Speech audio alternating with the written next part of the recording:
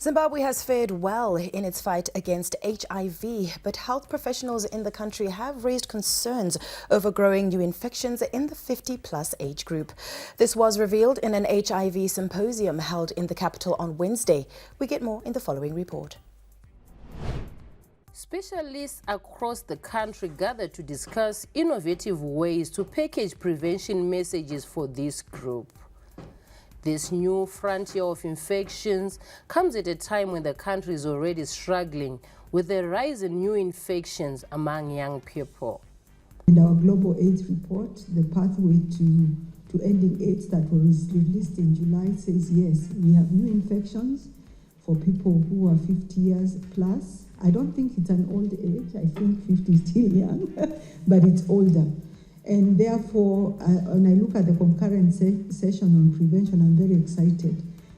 The scientists were also challenged to focus on improving the quality of life of aged people living with HIV as the epidemic has matured over the years. And see, is it responding to the needs of people living with, older people living with HIV? As they respond to other aging aspects of their health, how are we integrating HIV into this and vice versa?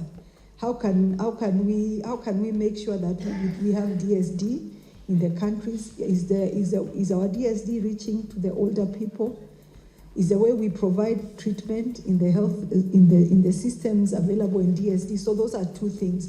What does DSD for older people living with HIV look like? How do we reach them? How do we treat them in healthcare settings?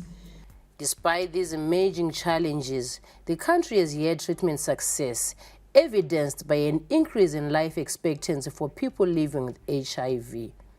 Life expectancy in Zimbabwe, I think it came down to what, 39 years? Yeah, much lower. And now we are talking of people living beyond 50. And maybe we have 70-year-olds who are living with HIV. And this was unheard of. So obviously, this population is not only there, but it's growing.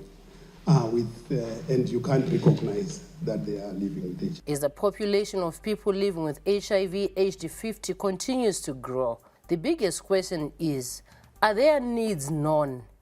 And are they being met? Our focus, obviously, is because of this, particularly this symposium, is because of the population of people living with HIV aged 50 and above. And we know that that population has continued to grow as our epidemic has matured.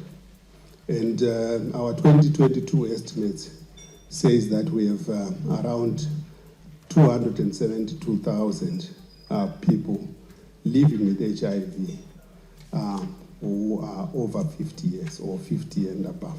For ZTN Prime, I am Mirira Insingo.